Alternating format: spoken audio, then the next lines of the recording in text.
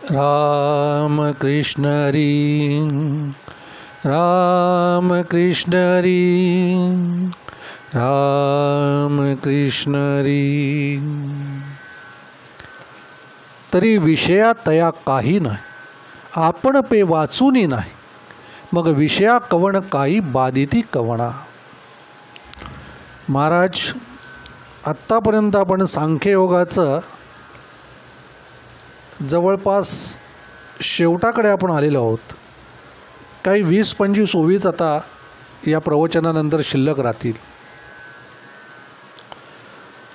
सांख्ययोगाचं मूळ कारण आहे, हा योग एवढा महत्त्वाचा आहे.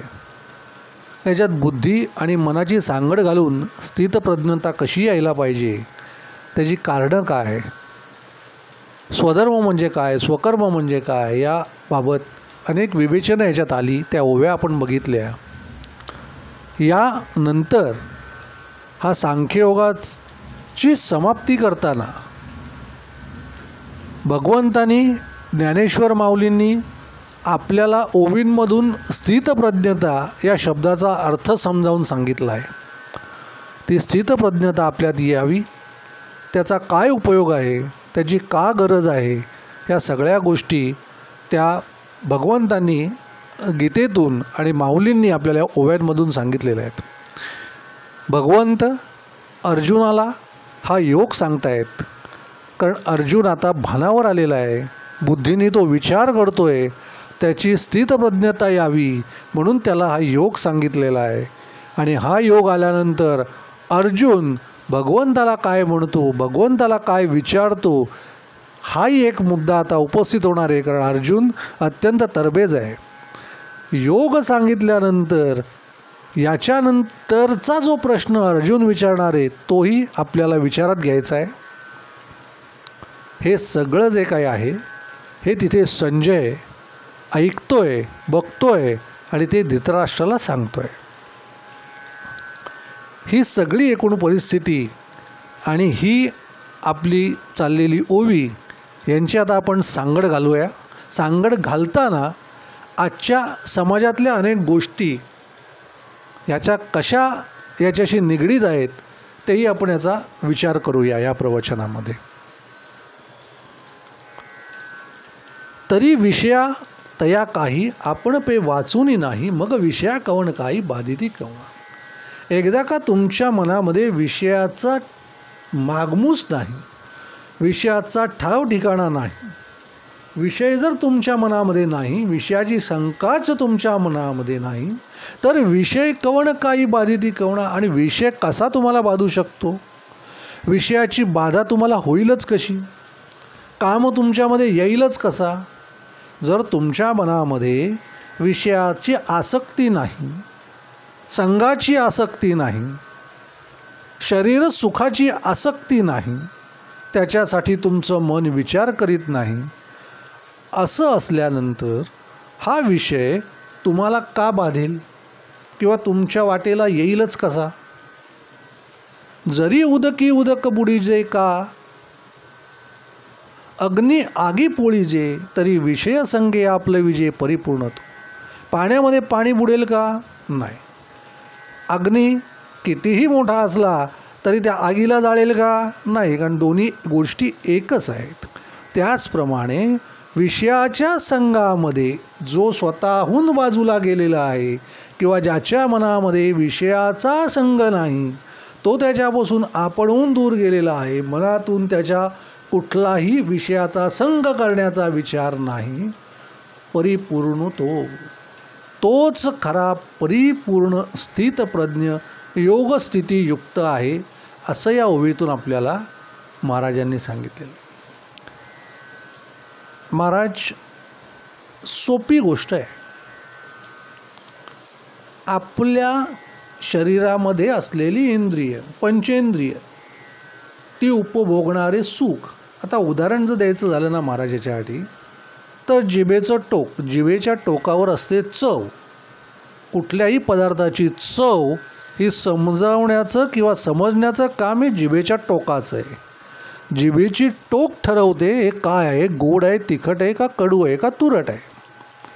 जर ते गोड असेल तर जिभेच्या टोकासाठी गोड त्याला आनंदाने ते खातं. नाही मला हे हवं असं वाटतं का, गोड आहे. बासुंदी प्यावीशी वाटते, गोड आहे. कडू कारलं दिलं, नको आहे. जीभ सांगते. पण जिभेने ते ठरवावं का? कारण जरी बासुंदी गोड असली, जरी बासुंदी प्यावीशी वाटत असली, बासुंदी कितीही आनंददायी वाटत असली पिताना, तरी शरीरासाठी ती योग्य आहे का? किती पिणं हे योग्य आहे हे शरीराला ठरवायचं आहे. कारलं जरी कडू असलं, आवळा जरी तुरट असला, तरी तो शरीराला गरजेचा आहे. ते त्यांनी खाल्लंच पाहिजे. कितीही जिभेने नाकारलं तरी शरीराने ते तोंडात टाकलंच पाहिजे. उर्वरित शरीरासाठी जिभेचं टोक सोडलं तर उर्वरित संपूर्ण शरीरासाठी जे गरजेचं आहे ते कारलं, ते कडू, ते जांभूळ, ते असलेला आवळा हा शरीराने आतमध्ये घेतलाच पाहिजे. ती शरीराची गरज आहे. शरीर त्याच्यामुळे सुदृढ होणार आहे. नुसती बासुंदी, महाराज 1 ग्लास पिली बासुंदी, 2 ग्लास पिली, 3 ग्लास पिली, 4, कुठेतरी थांबणारच आहात ना. एक क्षण, एक काळ, एक वेळ महाराज अशी येईल, त्या वेळेला महाराज तुम्हाला ती बासुंदीसुद्धा नकोशी वाटेल. रसना आहे ना महाराज, जीभ म्हणजे रसना आहे. जीभ हा एक विषयाचा भाग आहे. जिभेने काय खावं हे त्या जिभेने ठरवू नये, हे या ओवीतून सांगितलं आहे. हे मनाने बुद्धीने ठरवलेलं पाहिजे की आपण काय जेवायचं, जिभेने ठरवायचं नाही. हा सगळ्यात मोठा याच्या मागचा, या ओवी मागचा विचार आहे. काय खावं ही सुरुवात जर तुम्ही केलीत, हे योग्य आहे, हे मी खाणार, की आपोआप तुमच्या शरीराला, एका इंद्रियाला तुम्ही सवय लावलीत की मी म्हणतो ते तुला खायला पाहिजे. हा झाला महाराज बुद्धियोग. ही झाली स्थितप्रज्ञता, ही योग स्थिती झाली. हेच मी खाणार, हे माझ्यासाठी योग्य आहे. ह्या सगळ्या गोष्टींचा जो विचार आहे ना महाराज, ही ओवीची सांगड घालताना, उकल करताना होतो महाराज. डॉक्टरांनी सांगितल्यानंतर तुमच्या खाण्यामध्ये बदल करण्याच्या ऐवजी तुम्ही जर तो स्वतःहून आधीच जर बदल केला तर तुम्हाला त्या डॉक्टरच्या तिथे ह्या गोष्टी ऐकण्याची सुद्धा गरज वाटणार नाही. इतकं या ज्ञानेश्वरींनी बारीक बारीक विचार करून त्या ओव्या माऊलींनी मांडलेल्या आहेत. तुमच्या प्रत्येक गोष्टीवरती एक ओवी माऊलींनी लिहिली आहे. तुम्हाला समजणं किंवा कोणीतरी तुम्हाला समजावून सांगणं इतकंच गरजेचं आहे महाराज. पुढची ओवी घेऊया महाराज. ऐसा आपणची केवळू होऊन असे निखळू, तयाची प्रज्ञा चळोर भ्रांत मानी. आपण असा केवळ होऊन असे निखळू, तयाची प्रज्ञा, त्याची जी प्रज्ञा आहे, त्याची जी स्थिती आहे, त्याच्यासमोर काहीही आणून ठेवलं, एखादा प्रज्ञावान आहे, योगस्थिती आहे, बुद्धियुक्त आहे, त्याच्यासमोर तुम्ही कुठलंही मिष्टान्न आणून ठेवलं तरी तो गरजेपुरतं, बासुंदी दिली तरी तो अर्धे कपभर पेईल. त्याच्यानंतर म्हणेल मला नको, किंवा तो नाहीच म्हणेल.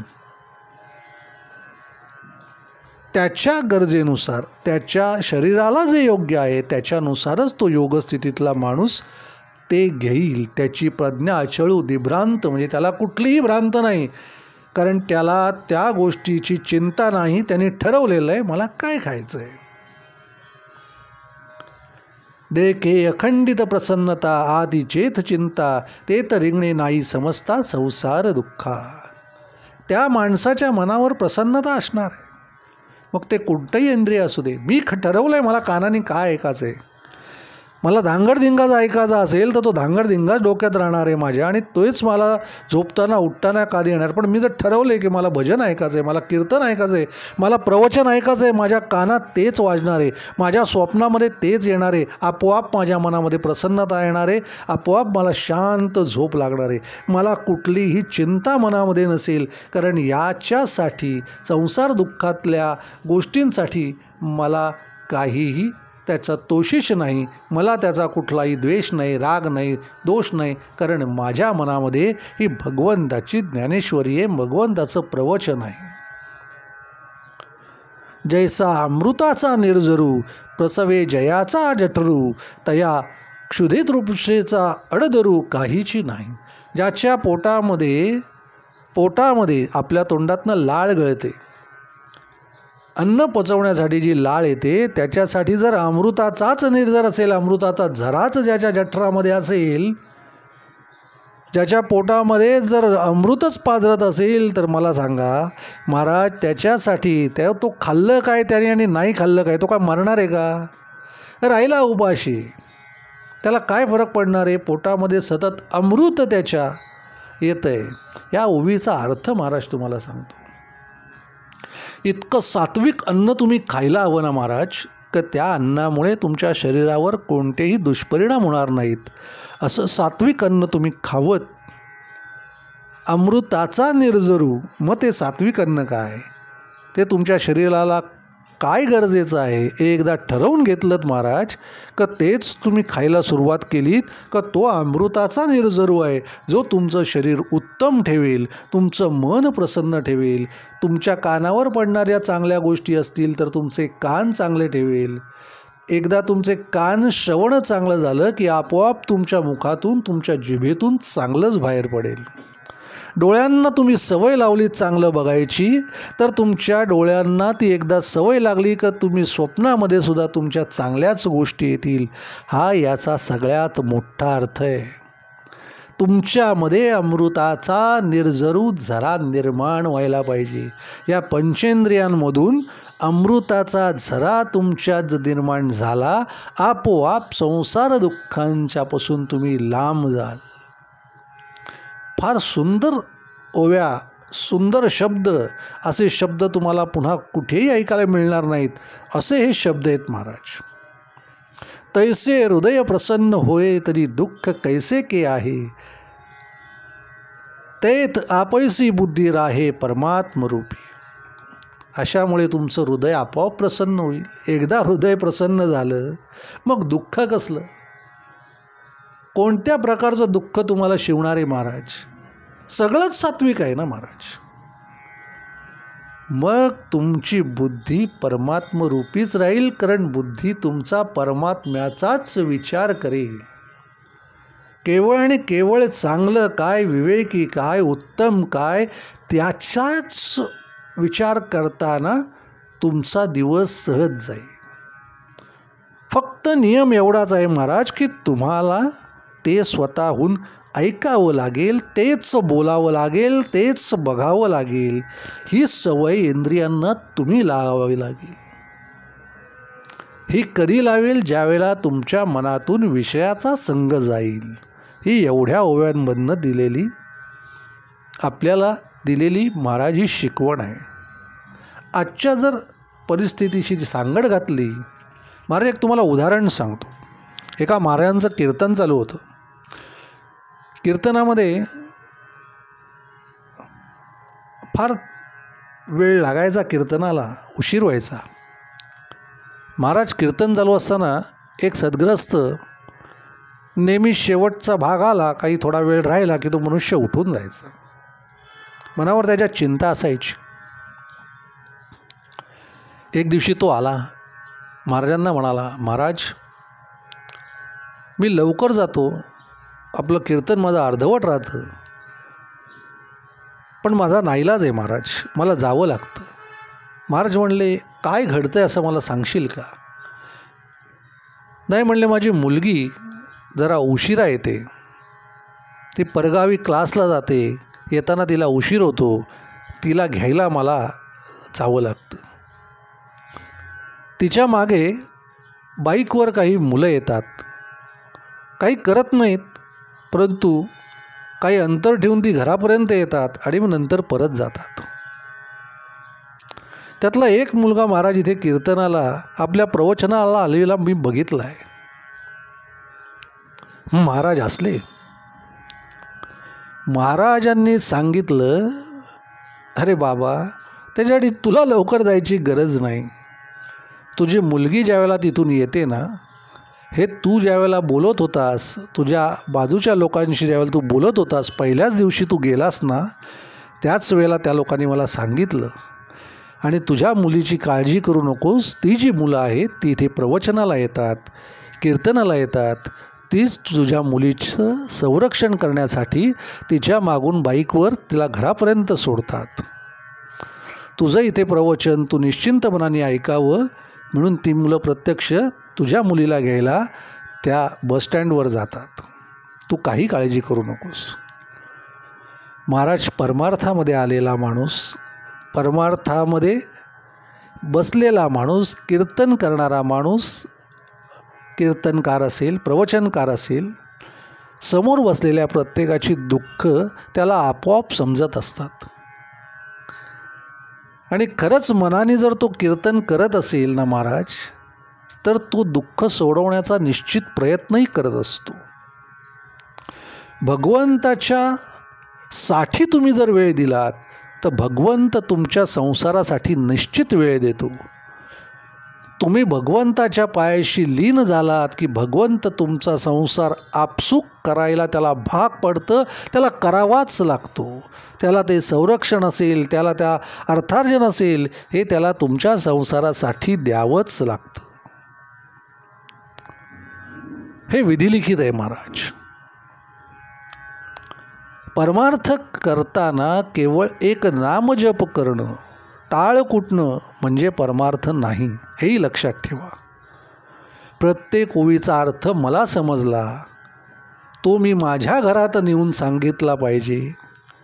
आज ज्यावेळेला ही परिस्थिती महाराज त्या माणसाने त्या घरात जाऊन त्या कुटुंबातल्या मुलींना सांगितली, तिचा भाऊ, तिची आई, ज्यावेळेला त्यांना ही गोष्ट समजली, त्यावेळेला ती मुलगी, तो मुलगा आणि ती माऊली आपणहून प्रवचनाला यायला लागल्या. हा बदल नाही का महाराज? हा उत्तम बदल आहे. जैसा निर्वातीचा दीपू सर्वथा नेणे कंपू, तैसा स्थिर बुद्धी स्वस्वरूपू योगयुक्त. निर्वातीचा दीपू म्हणजे बंद खोलीमध्ये असलेला किंवा अखंडानंदादीप जो असतो त्याला चारी बाजूने बंदिस्त केलेला असतो, त्याला वात लागू नये म्हणतात. असा हा अखंडानंदादीप जसा एक शांतपणे तेवतो, त्याची ज्योत जी असते ना महाराज, ती ज्योत अजिबात हलत नाही.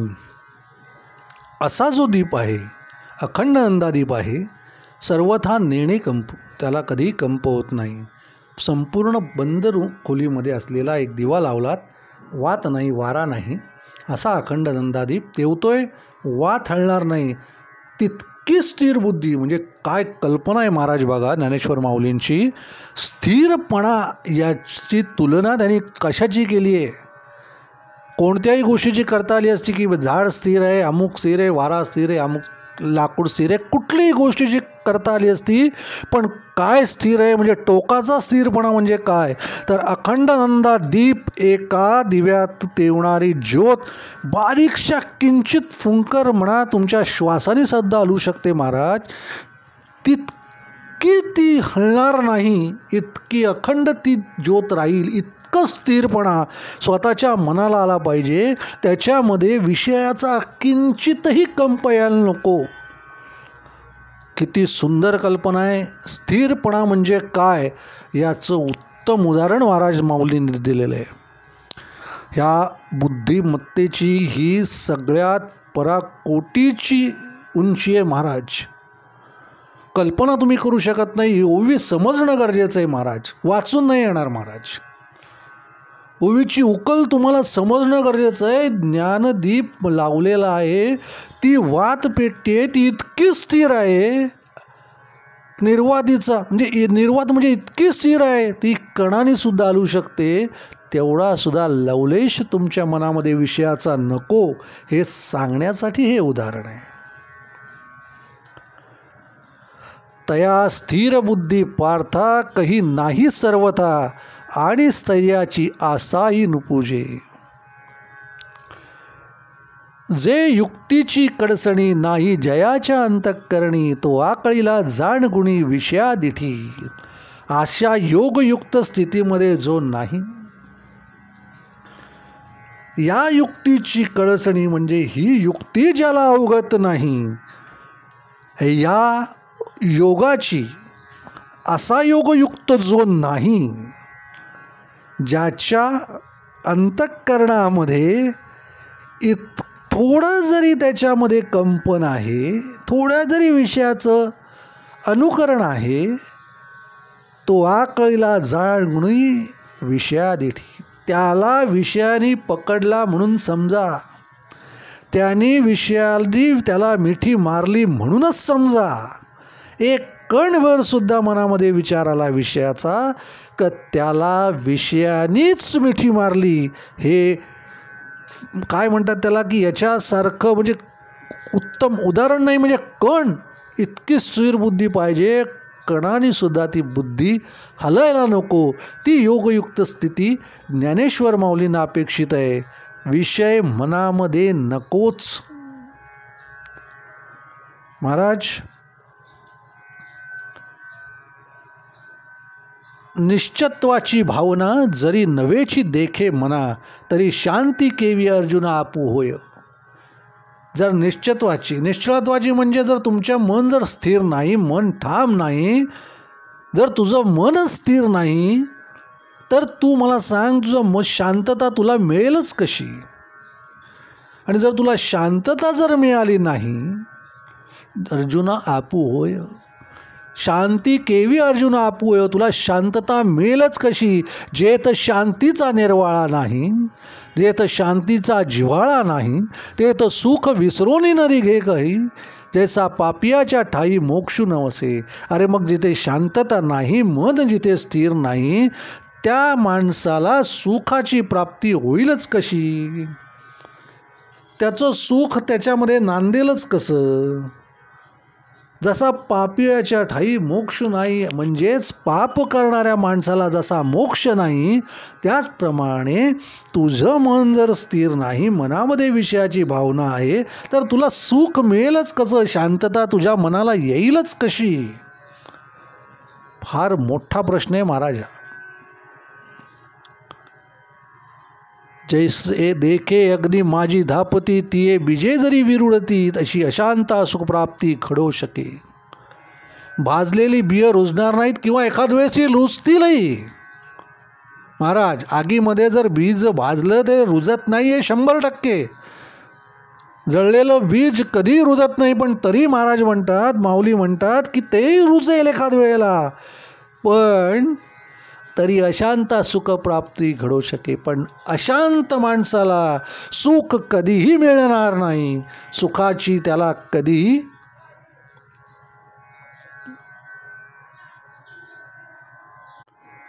सुखाची प्राप्ती त्याला महाराज कधीही होणार नाही. ही सगळ्यात मोठी आणि सगळ्यात उत्तम ओवी आहे महाराज. या ओवीची सांगड आता ज्यावेळेला आपण घालू ना, त्यावेळेला त्या ओवीचं महत्त्व तुम्हाला समजेल. म्हणून अयुक्तपण मनाचे तेची सर्वस्व दुःखाचे, या कारणे इंद्रियाचे दमन निके.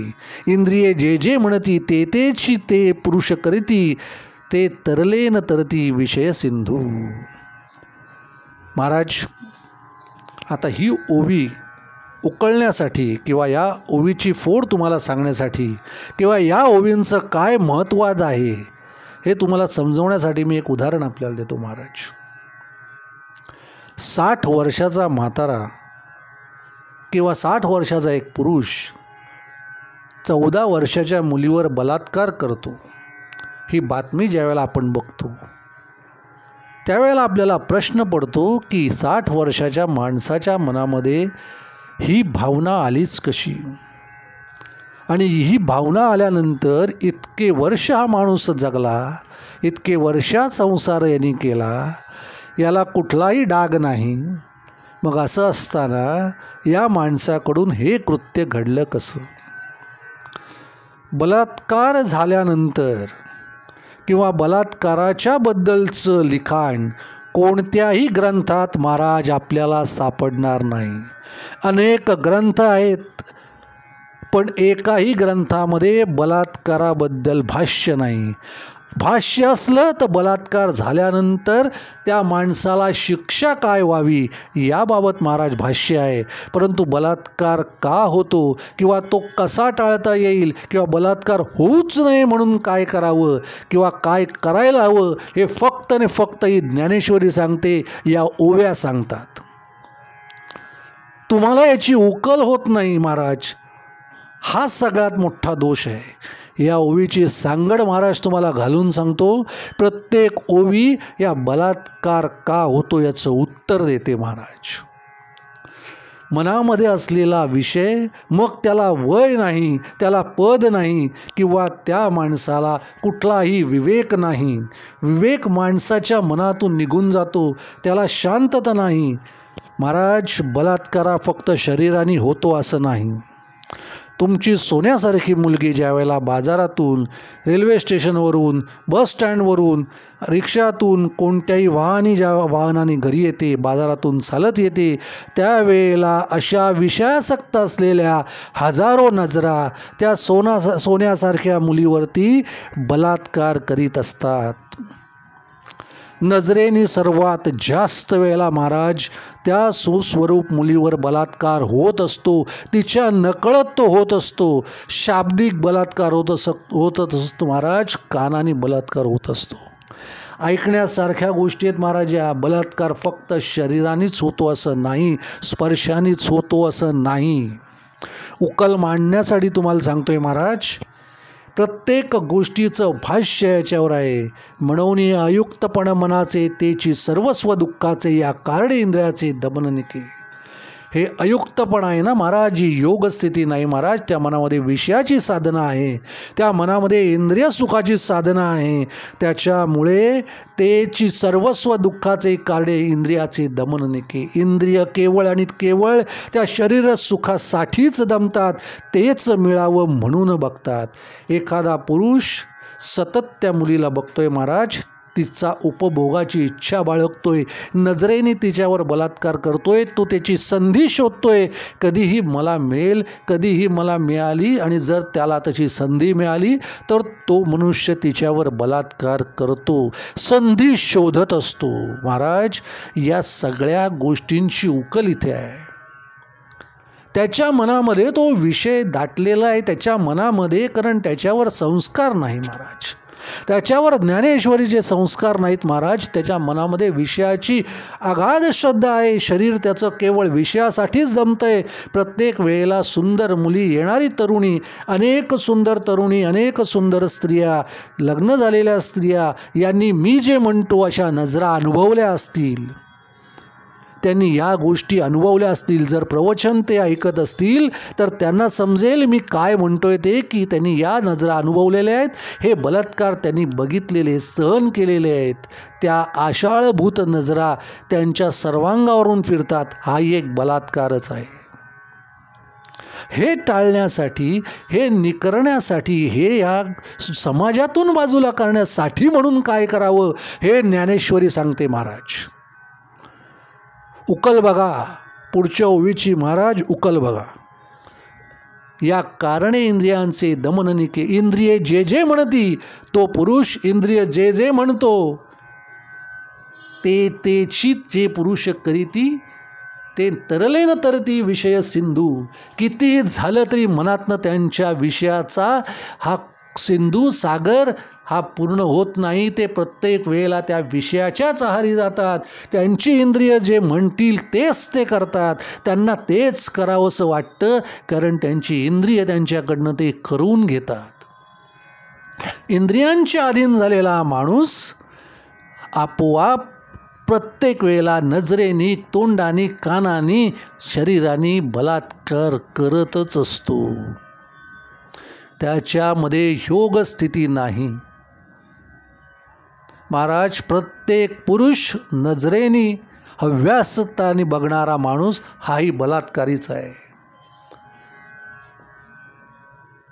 मला सांगा महाराज, बलात्कार हा पुरुषाला, जो पुरुष आहे त्या पुरुषाला बलात्कार केल्यानंतर त्याला माहीत नाही का आपल्याला कोणती शिक्षा होणार आहे? आयुष्यभराची आपली पुंजी समाजातलं स्थान नष्ट होणार आहे. आपल्याला उचलून आतमध्ये टाकतील, कदाचित आपल्याला फाशी होईल, परंतु त्याचीसुद्धा त्या माणसाला त्यावेळेला भीती नसते. इतकं इंद्रियाच्या तो अधीन झालेला असतो, इतकी इंद्रिय त्याच्यावर प्रभुत्व गाजवत असतात. मला हे पाहिजेच आहे, सगळी विवेकबुद्धी बाजूला सोडून तो त्या मुलीला कुठेतरी पकडण्यासाठी मेहनत करत असतो आणि तो तिला पकडतो आणि तो बलात्कार करतो. हे केवळ आणि केवळ तो त्या इंद्रियांच्या अधीन गेलेला आहे म्हणून घडतं महाराज. त्याला संस्कार नाही, त्याला संस्कृती नाही. रेल्वे स्टेशनवर जन्माला येणारी पोरं, झोपडपट्टीत जन्माला येणारी पोरं, या कोपऱ्यात कुठेही असंघशी संघ करून जन्माला येणारी पोरं, ज्या समाजामध्ये संस्कृतीत नाही त्याच्यातनं जन्माला येणारी पोरं, ही ज्या वेळेला तुमच्या इथे रेल्वे स्टेशनवर उभी असतील, बस स्टँडवर उभी असतील, त्यावेळेला त्यांच्याकडनं ही अपेक्षा करणं महाराज योग्य आहे का? त्यांना संस्कृतीच नाही, त्यांच्यावर संस्कारच नाहीत. हे नजरेने महाराज बलात्कार करणारच, ते करणारच. कारण त्यांच्याकडे भोग ही विलासी वृत्ती आहे. त्यांनी तो भोगच बघितला आहे, समाजाची हेटाळणी बघितलेली आहे, त्यांच्यातनं तो भोग निर्माण झालेला आहे. मनामध्ये केवळ विषयासक्तीच आहे. मग त्यांना तुमच्या सुसंस्कारित घरातली चांगली मुलगी ही त्यांना माहीत नाही की या मुलीच्या मागे असलेलं कुटुंब उद्ध्वस्त होणार आहे. त्यांना केवळ आणि केवळ त्या शरीरच हवं आहे, बाकी त्यांना काहीही नको. अशी प्रवृत्ती ठेचण्यासाठी, अशी प्रवृत्ती समाजापासून लांब ठेवण्यासाठी तुम्ही आणि आम्ही या समाजामध्ये ही ज्ञानेश्वरी आमच्या घरामध्ये, आमच्या मुलाबाळांना, आमच्या समाजामध्ये आम्ही ऐकवली पाहिजे. महाराज, प्रवचन ऐकणाऱ्यांना माझं एक छोटंसं सांगणं आहे. संध्याकाळी त्या अतार्किक टी व्हीवर चाललेल्या मालिका बघण्यापेक्षा उत्तमपणे जेवा. बस स्टँडवर, रिक्षा स्टँडवर, रस्त्यांवरती, रेल्वे स्टेशनला आपले 4 मित्र 5 मित्र जे परमार्थाचे आहेत, ज्यांनी प्रवचन ऐकलेलं आहे, ते दिवसभर ऐकलेल्या प्रवचनाची चर्चा त्या ठिकाणी जाऊन महाराज करा. त्या बस स्टँडवर बसा, रेल्वे स्टेशनवर बसा, रिक्षांवर बसा. तुमच्या तोंडातून ज्ञानेश्वरी प्रवचन हे तिथल्या लोकांच्या कानावर जायला पाहिजे. तुमची तिथे असलेली महाराज उपस्थिती, तुमच्यामध्ये असलेला भगवंताचा अंश हा तिथल्या विषवल्लीला नष्ट करून टाकेल. तुमचं असलेलं अस्तित्व, तुम्हाला कायदा हातात घेण्याची महाराज गरज नाही. तुमचं तिथे असलेलं अस्तित्वच हे त्या विषयाला ठेचून टाकायला पुरेसं आहे. तुमचं अस्तित्व त्या बघणाऱ्या नजरा जमिनीकडे घालवण्याचं सामर्थ्य तुमच्यामध्ये आहे. कारण तुमच्यामध्ये ते तुम्ही प्रवचन ऐकलेलं आहे, तुमच्या मुखातून तुम्ही ते बोलताय, ते समोरच्याच्या कानावर पडल्यानंतर कोणतीही मुलगी येऊ दे, तुम्ही उपस्थित असाल तर त्याची नजर मुलीकडे जाईल काय? विषयात तो बघेल त्या मुलीकडे, त्याची मान जमिनीवर असेल. ती कोणाची मुलगी असू दे, तुमच्या उपस्थितीमुळे एक नजरेचा बलात्कार त्या मुलीला टाळता येईल. त्या मुलीवर होणारा नजरेचा बलात्कार टाळलात, आपोआप तिचा शारीरिक बलात्कार टाळला जाईल. हे माझे ज्ञानेश्वरी सांगते, हे माऊली सांगतात. ही ओवीची उकल आपल्याला जमली पाहिजे महाराज, हे सगळ्यात महत्त्वाचं आहे. हे प्रवचन महाराज प्रत्येक मुलीने, प्रत्येक त्या माणसाने, पुरुषाने ज्याला मुलगी आहे त्यांनी बघावं, ऐकावं. नसेल तुला मुलगी, अरे पण दुसऱ्याची मुलगी आहे ना, जा तिच्यासाठी. अर्धा तास, 1 तास समाजामध्ये जाऊन तुमचं उभं राहणं फार गरजेचं आहे महाराज. आलेल्याच बाहेरच्या, ज्याला संस्कृती नाही अशा माणसावर वचक ठेवणं, पारमार्थिक वचक ठेवणं, हे महाराज तुमचं काम आहे. जैसे नाव थडिये ठाकिता, जरी वरपडी होय दुवारता, तरी चुकलाही मागवता पावो पावे. ही ओवी सांगते 60 वर्षाचा म्हातारा 14 वर्षाच्या मुलीवर बलात्कार का करतो? अखंड आयुष्य तरुण गेलेला आहे, उत्तम तो आयुष्य जगलेला आहे. तो कदाचित महाराज असेल, त्यांनी चांगलं कीर्तनही केलं असेल, पण त्याच्या मनामध्ये विषयाला महाराज त्याच्याकडनं सुद्धा बलात्कार घडू शकतो का? जरी असे नाव थडिये ठाकिता, शेवटच्या टोकावरती नाव गेले त्याची.